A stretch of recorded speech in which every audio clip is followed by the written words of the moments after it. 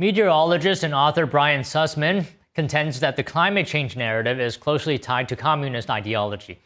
He points to the origins of Earth Day, writings by Karl Marx and Friedrich Engels, criticizing industrialization and what he sees as a long-standing effort to use environmental fear to justify centralized control. In this interview, Sussman explains why he believes the debate over climate policy is ultimately a debate about freedom and governance. But what I find different from your approach is how you connect the climate change narrative with communism. Yes. And that's something that I haven't seen much of. So can you tell us, let's start with that. Like, what's the connection? When you look at the first Earth Day in 1972, I believe, 70 or 72, it occurred on April 22nd. On that particular April 22nd, Vladimir Lenin would have been 100 years old. That's the very first Earth Day. And then when you look at the characters behind Earth Day, these were all fellow travelers. These were all people who were American citizens, but they were dyed-in-the-wool communists. For me, that's where it all starts. But at the end of the day, when you look back on Friedrich Engels, Karl Marx writing partner. Yes. Friedrich Engels. This is in the 1800s. These people loathed capitalism. They loathed industrialism. They loathed people gaining wealth and enjoying their freedom. They loathed all of that. Friedrich Engels wrote a quite frankly brilliant piece in terms of his descriptive words, saying that someday, because of industrialization, there would be massive amounts of pollution, and that pollution would disallow the sun's rays from coming to the earth, and the earth would freeze into a ball of ice. That was all because of industrialization.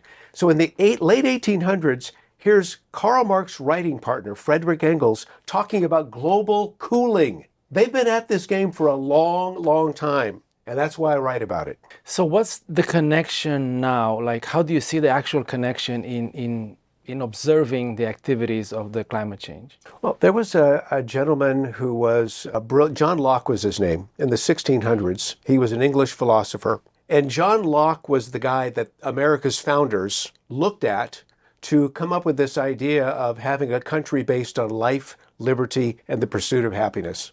Yes. We can break that down in just a moment, and I will. But John Locke talked about the earth in a brilliant paper called Concerning Human Understanding. And he said, the earth has been given to mankind by a higher power, by God.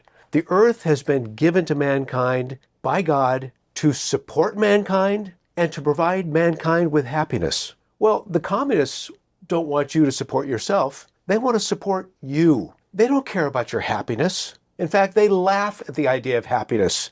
They want you to be their subjects. And so forever, I think the most clever, deceptive plan that they have come up with has been to use the fear of global warming, the fear of global cooling, the fear of climate change to bring us into a point of submission whereby they can control us. Thanks for explaining that in just a few words. I know there's probably books and manuals and entire things about it, but just to get your input on that, I think that's very valuable. Well, you know, it's also interesting because when you look at, and I don't apologize for talking about life, liberty, and pursuit of happiness so many times during this interview, because that's the foundation of freedom, life, liberty, and the pursuit of happiness. But what did Karl Marx come up with? He came up with something completely different. He had the rule of opposites, the rule of negation. His point was that in terms of opposites, people just don't get along. Therefore, we need a heavy-handed government to keep them under control. He believed in things like that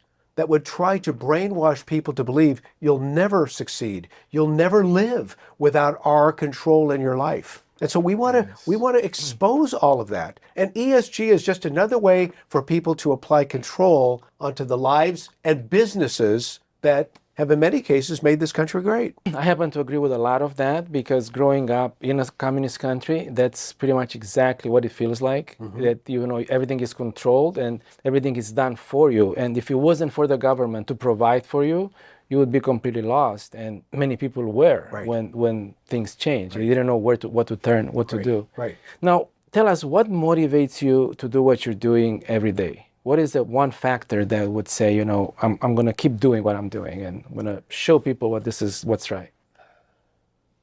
I get emotional when I talk about these issues, but I think of my own children And I think of my grandchildren because their generations are being outnumbered. We've got these education factories that really don't care about the next generation of chemists and the next generation of innovators and the next generation of business people with great ideas that could really improve the lives of many. They're not interested in that. They're interested in indoctrination. And something we talked about prior to coming on the air here, you know, it was Lenin who said, give me a child for 8 years and I'll make them a Bolshevik forever. The Bolsheviks were the most radical wing of the Communist Party. Give me a child for 8 years. That's all he needed, 8 years. And what are we doing now? We send our kids to these public education systems, and they don't just get them for 8 years. They get them for 12 years. If you include kindergarten, that's 13 years. If you include preschool, that's 14. They get our kids for over a decade of brainwashing. And that's all the kids hear. And the teacher could be wonderful. The teacher could be very nice, and the kids want to believe their teacher. And the kids want to get good grades, perhaps, to impress their parents. But they're learning absolute dreck. It's garbage. And this is what I fear about this country.